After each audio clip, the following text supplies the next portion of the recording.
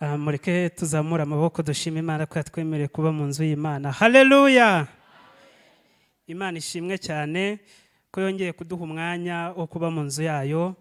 Imana ishimwe ko yatwemereye ikaduhaye amahirwe yo kugira ngo tubashe kuboneka ahera hayo. Imana ishimwe. Nitwa Emmanuel, TURIKUMWENAYEZU. Ninge tugiye kuganira ijambo ry'Imana yashimye ko tuganira uyu munsi. Haleluya! Tugiye kuganira ku magambo y'Imana badusomeye mu itangiriro ibice 6 ku murongo wa 11 kugeza kwa 14, n'ayandi badusomeye muri Yohana ibice 8 ku murongo wa 1 kugeza kwa 11. Turi buze kuba tuganira amagambo cyangwa se ku mutwe uvuga ngo kudapfusha ubusa ubuntu twagiriwe. Haleluya! Kudapfusha ubusa ubuntu twagiriwe. Paulo yandikira abakorino mu rwandiko rwa 2 yandikiye abakorino ibice 6 ku murongo wa 1, yarababwiye ngo kandi ubwo dukorana nayo turabinginga kugira ngo mudaherwa ubuntu bw'Imana gupfa ubusa. Impamvu yabibabwiye nuko itorero igihe ryari rigezemo byagaragaraga ko imyitwarire riri kugaragaza itari kunezeza Imana. Arangije arababwira ngo rero igihe cyageze kugira ngo noneho ubuntu twagiriwe noneho twebwe tutaba ari twe tubupfusha ubusa. Hari ikintu gikunze kutavugwaho rumwe kijyanye n'ubuntu n'uburyo tubufata. Hari igihe tubifata nk'uburyo tubifata nko mu muco nyarwanda, aho twumva ko ari ikintu umuntu ahabwa bikaba birangiye. Ariko ubwo Paulo yandikiraga Tito ibice 2 ku murongo wa 11 n'uwa 12, yaramubwiye ko ubuntu bw'Imana buhesha abantu bose agakiza bwabonetse. Haleluya! Abantu bakijijwe kubw'ubuntu turambura amaboko duhereza Imana icyubahiro. Haleluya! Ariko ubu buntu bujya bwitiranwa cyangwa se abantu tukabufata uko bitari. Ubuntu ubundi ni impano iva mu ijuru ihabwa abantu bose kugira ngo bakizwe. Ni impano ihabwa abantu kubw'urukundo Imana yakunze abari mu isi cyane.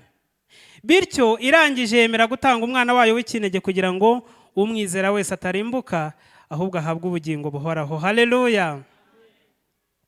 Iyi mpano rero kandi ubuntu buhindukira uwamaze kwakira iyi mpano imbaraga. Izi mbaraga zimarira icyo umuntu, ziramuhindura akaba mushya. Haleluya! Ziramuhindura akaba mushya, yamara kuba mushya akwezwa.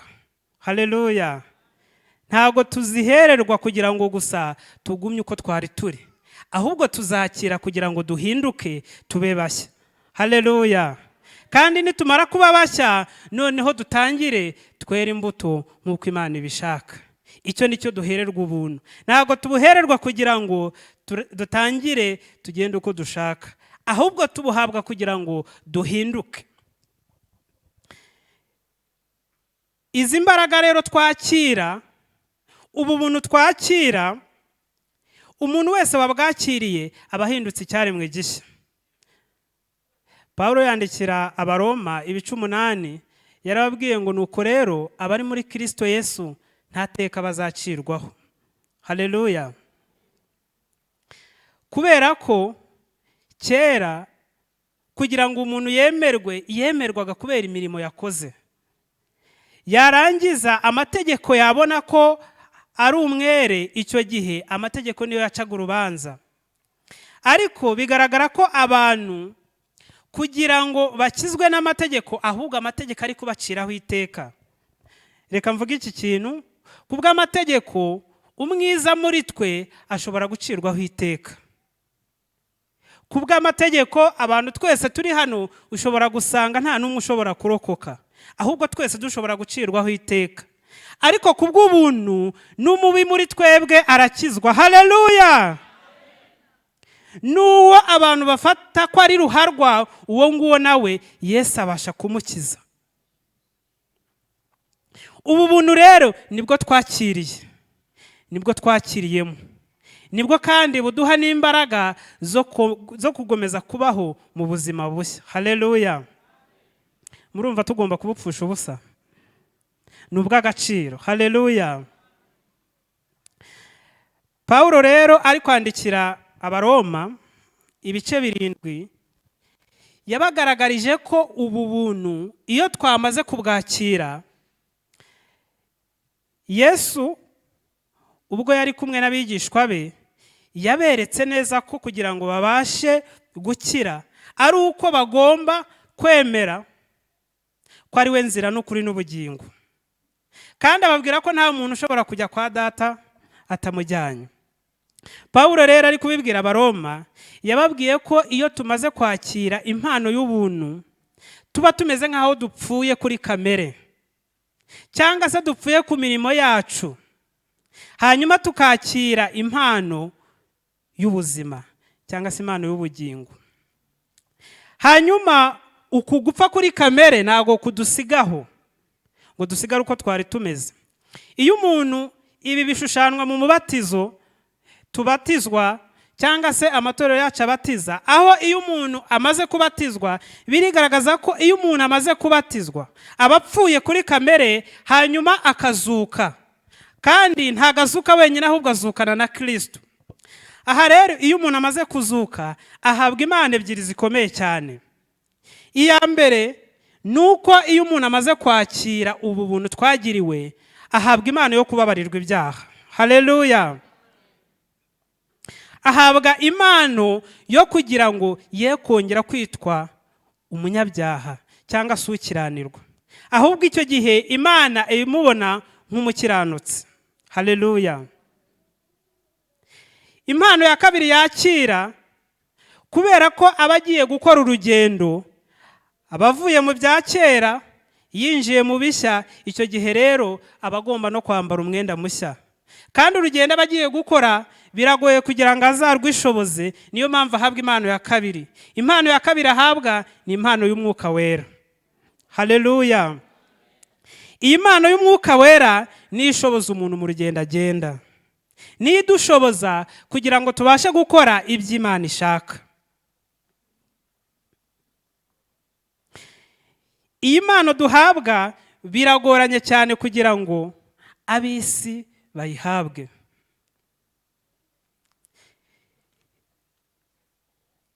Yesu yabibwiye abigishwa be ku bice mu butumwa bwiza uko bwanditswe na Yohana ibice 14 ku murongo wa 17, arangije arababwira ngo nicyo gituma ab'isi batamuhabwa, kuko batamuzi kandi batamurora. Arangije aramubwira ngo ariko mwebwe muramuzi kandi mwabanye nawe, ikindi azaba muri mwe. Haleluya.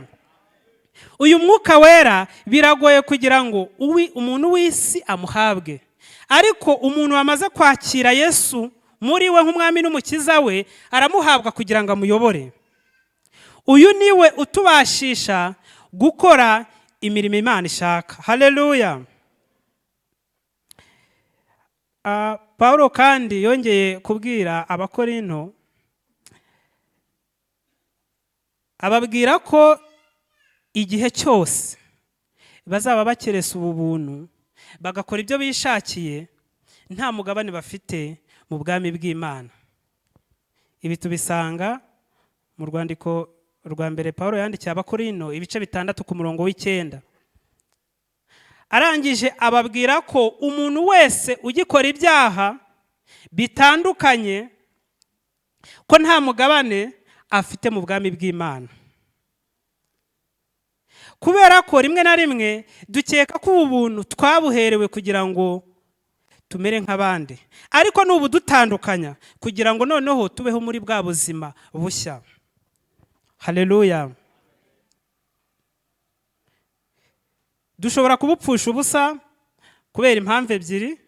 Gupfusha ubusa ni igihe umuntu akoresha ikintu uko kitagenewe akagikoresha nabi. Dushobora kubupfusha ubusa rero, impamvu ya mbere kubera kutamenya, cyangwa se tukabupfusha ubusa kubera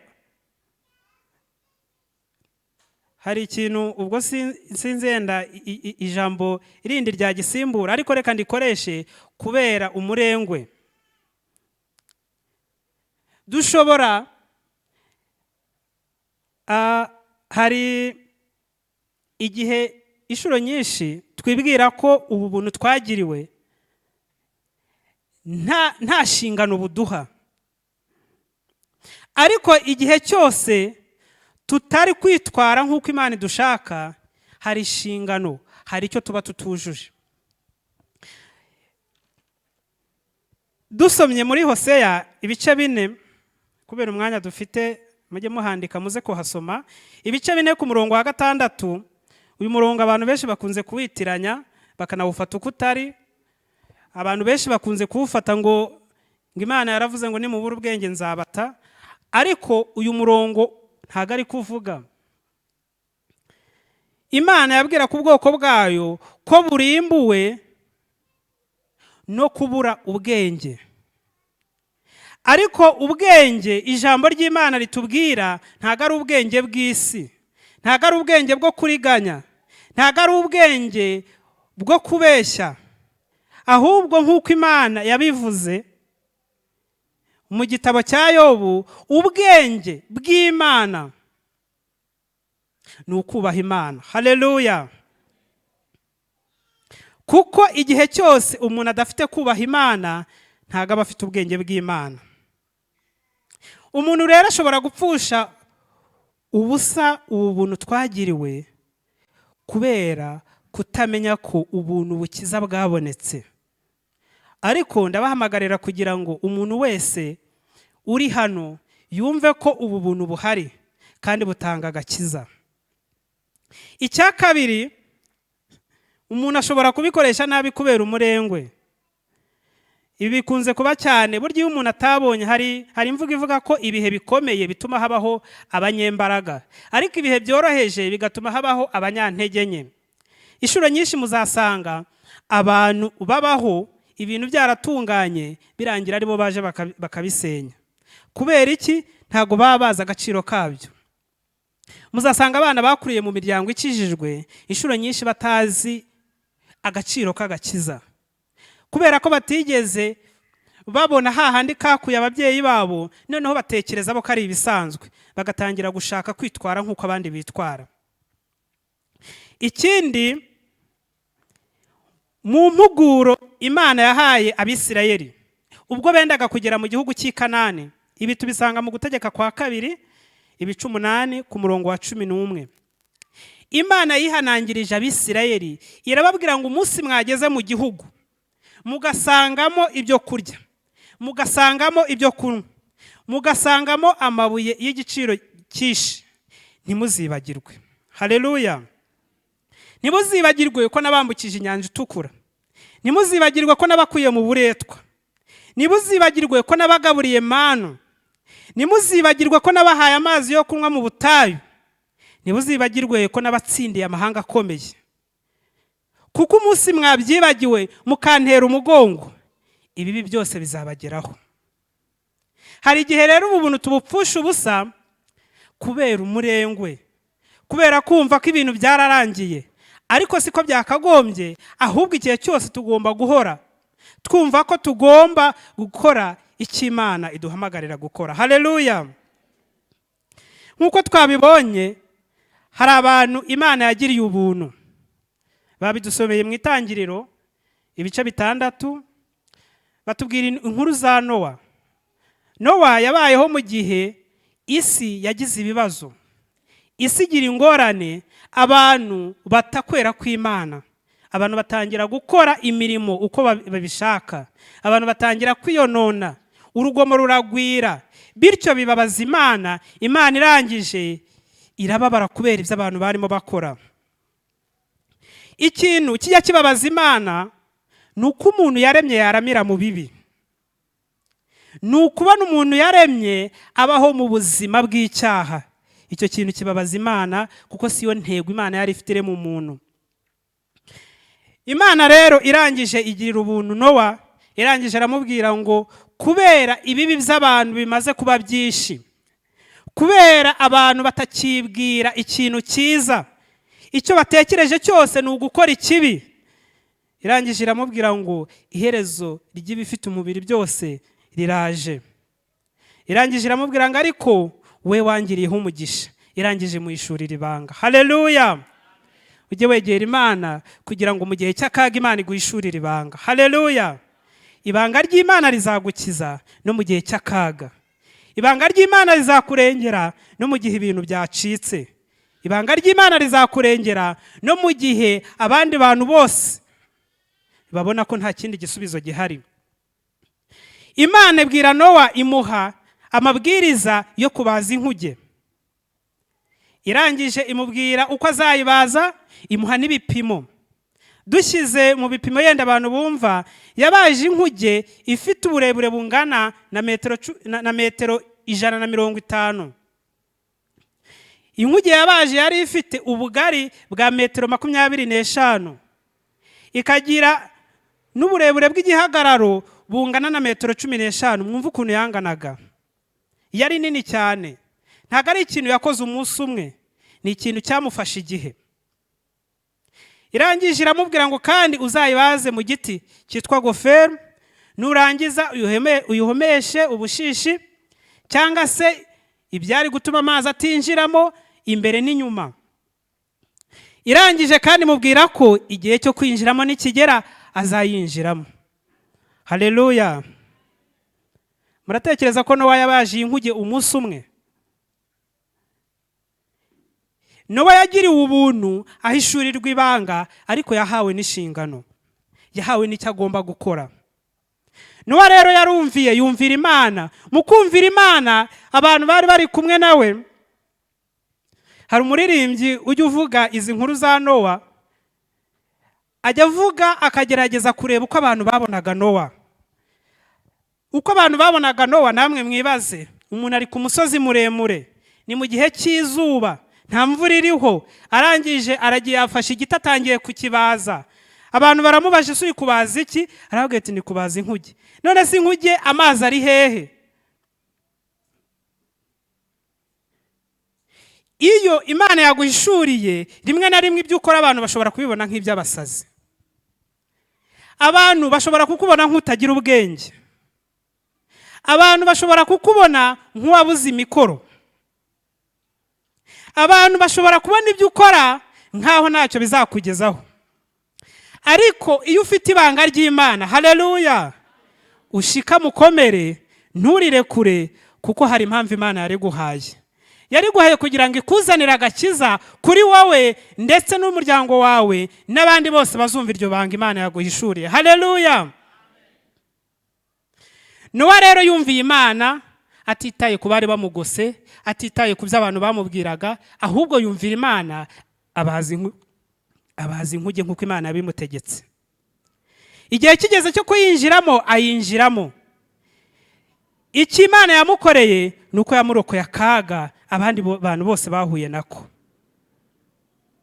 Uyu munsi Imana yatugiriye ubuntu, ariko ubu buntu twe kubupfusha ubusa, kuko Nowa iyo Imana iza kumubwira biriya ntabazi inkuge, aba yararimbukanye n'abandi. Iyo ataza kubaza inkuge ngo ayinjiremo nk'uko Imana yabimutegetse, nawe aba yararimbutse. Natwe rero ibanga Imana yaduhishuriye, imbaraga zikomeye yaduhaye, ntabwo ari izo gupfusha ubusa, ahubwo ni izo kugira ngo tubashe guhagarara uko Imana ibishaka. Haleluya! Bongeye kandi badusomera ubutumwa bwiza bwanditswe na Yohana 8, hatubwira inkuru z'umugore abanditsi n'abafarisayo bafashe asambana. Amategeko ya Mose yategekaga ko umuntu wese wafashwe asambana agomba guterwa amabuye kugeza apfuye. Ibyo babwiraga Yesu nibyo niko amategeko ya Mose yavugaga. Barangije ngo bamusanga ahantu ari kwigisha, nk'uko abantu bakinjira hano, barangije bazana umugore bamuta hagati. Icyabazanye kwari ukugerageza Yesu ku bintu bibiri. Icyambere kwari ukugira ngo bumve niba Yesu ari buze kwica amategeko ya Mose. akababwira ngo mwimutera amabuye. Icyo gihe kugira ngo babone icyo bamurega. Icya kabiri, bari baje kumugerageza kugira ngo barebe niba Yesu ari buze kwivuguruza, kuko Yesu yavugaga ko ari umunyembabazi, yavugaga ko ababarira abantu. Noneho bari bamuzaniye uwo mugore kugira ngo barebe ko yivuguruza, hanyuma babwire abantu ko uwo bakurikiye ababeshya. Ariko bari baje imbere y'umwami. Haleluya! Nta rurimi, nta bwenge bw'isi, nta kintu na kimwe gishobora guhagarara imbere y'Imana. Haleluya! Barangije barabwira Yesu, uyu mugore twamufasha asambana, kandi amategeko ya Mose avuga ko umuntu wafashwe asambana akorerwa ibyo guterwa amabuye kugeza apfuye. None wowe urabivugaho iki? Yesu arabareba, arangije arunama yandika hasi. Mu kwandika hasi bakomeza kumusakuriza bamubwira ati, Yesu biragucanze ko ntacyo uri kutubwira. Ariko Yesu yarazi icyo ari gukora. Arangije arunamuka arabareba, kuko bari bamaze kumubwira ngo rero amategeko ya Mose.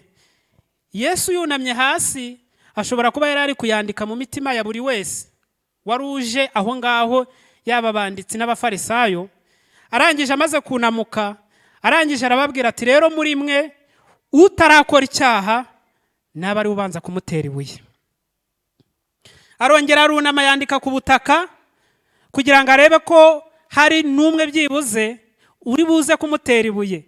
Ya mategeko bivugiye atangira kubarega umwe kuri umwe, uhereye ku mukuru kugeza ku mutoya, niko Bibiliya itubwira. Noneho batangira gusohoka urusorongo uhereye ku mukuru, kubera ko burya ubunararibonye nibwo abantu bakunze kuvuga ko ari amakosa umuntu aba yaragiye akora akagira ibyo amwigisha. N'abari abantu bakuru rero bari barakoze, bari barisha amategeko cyane ugereranije n'abato bari barimo. Bibiliya rero tubwira ko bagiye basohoka urusorongo uhereye ku bakuru kugeza ku batoya, barangije bararangiza. Yesu yari azi ko amategeko nta n'umwe muri bo ubasha kuyakurikiza. Hanyuma yunamutse areba wa mugore asanga niwe wenyine usigaye.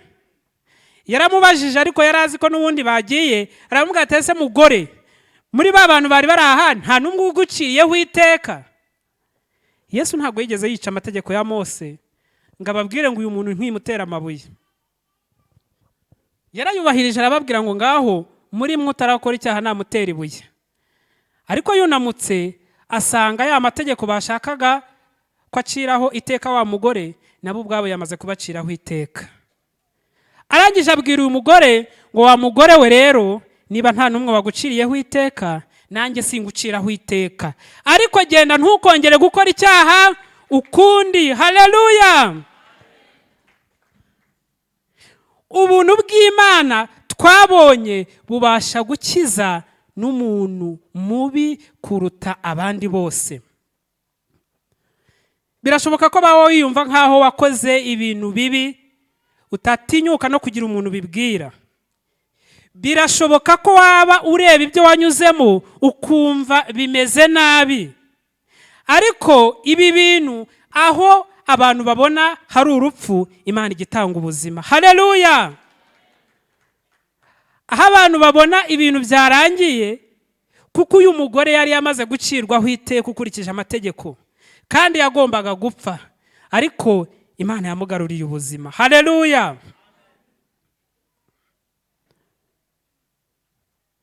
Paulo ari kwandikira Tito mu bice 2 ku murongo wa 11 kugeza ku wa 12 muze kuhasoma. Yaramubwiye ngo kuko ubuntu buzanira abantu bose agakiza bwabonetse. Haleluya! Ariko amubwira ikintu gikomeye ku murongo wa 12. Aramubwira ngo ubu buntu icyo bumaze guhanira abantu kureka kutumvira Imana. Haleluya! Kandi bukabahanira kureka gukunda iby'isi. Ikindi bukabigisha kubaha Imana, bukabigisha kwirinda, bukabigisha no gukiranuka. Haleluya!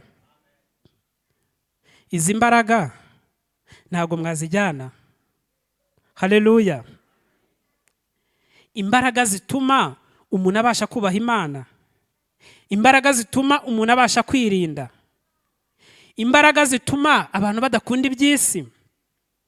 Tugeze mu kinyejana cy'iterambere, aho abantu bose bumva ko bagomba gutera imbere, kandi gutera imbere ni byiza. Abantu bari kurwanya ubukene n'imbaraga zabo zose, yaba imiryango mpuzamahanga ndetse n'igihugu kiri gushyira imbaraga mu kurwanya ubukene. Ariko abantu bari kuzanamo n'ibindi byo kutubaha Imana. Mu itorero uri gusanga abantu batagihanwa, aho kugira ngo bahanwe, ahubwo harimo abantu bahitamo kujya gutangiza amatorero yo kujya bakoreramo bya bindi bahanwe. Nta torero nshaka gutunga urutoki hano, ariko ndashaka gukebura aba bantu bajya gutangiza amatorero batagamije kubwiriza ubutumwa bwiza, ahubwo bagamije kugira ngo bakoreremo ya mirimo mibi. Icyo mbabwira ni iki ngiki, nuko Imana itazakomeza kubihanganira. Kandi Imana nta na rimwe, hari igihe Imana ishobora gutinda abantu bakibwira ko itagihari. Imana ishobora gutinda gukora ikintu kubw'imbabazi zayo, igira ngo irebe ko abantu bakihana. Ariko ndagira ngo mbabwire ngo Imana ntabwo izakomeza kuruhanya n'abantu. Mu itorero turi gusangamo umubare w'abantu bitwa ko bakijijwe uri kwiyongera, ariko n'umubare w'ibyaha ukiyongera. Twakabaye tugira umubare w'abantu biyongera bakizwa, ariko n'umubare w'ibyaha ukagabanuka.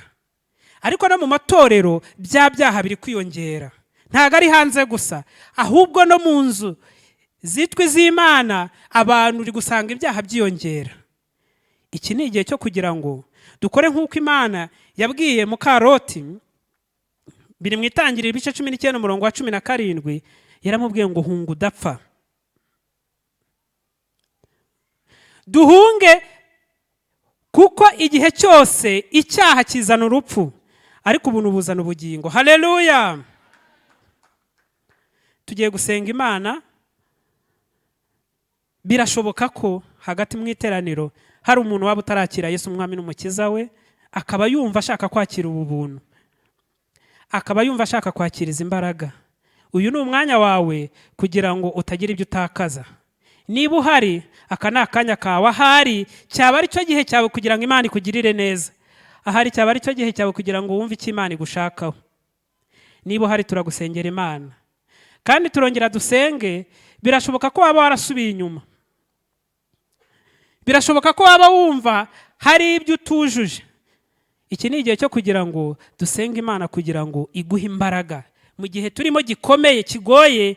Imana ikubashishe gukora ibyo Imana ishaka, kuko nk'uko twabibonye, nuko abakora ibyaha nta mugabane bafite mu bwami bw'Imana, ariko abakora ibyo Imana ishaka, abo ngabo bose ni abaragwa b'ubwami bw'Imana.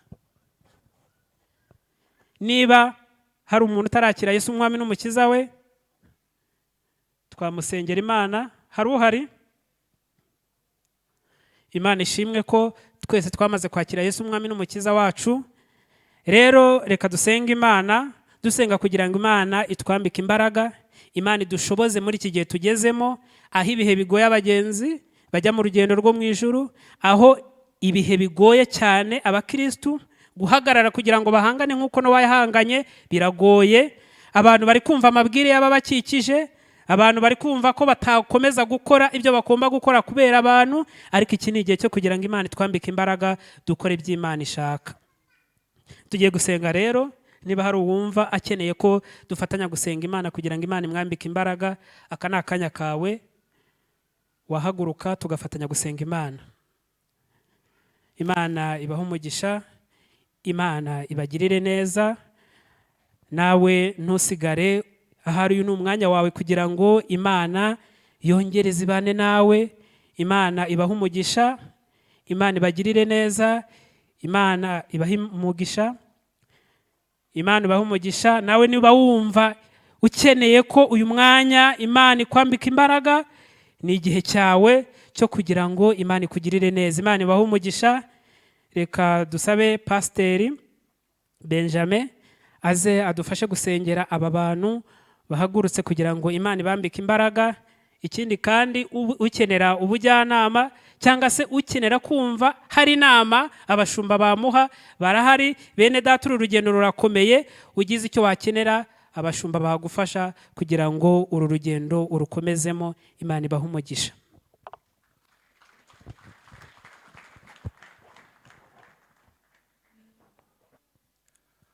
Arakoze umuvugabutumwa wacu, reka tumutunge ibiganza tumusabira umugisha.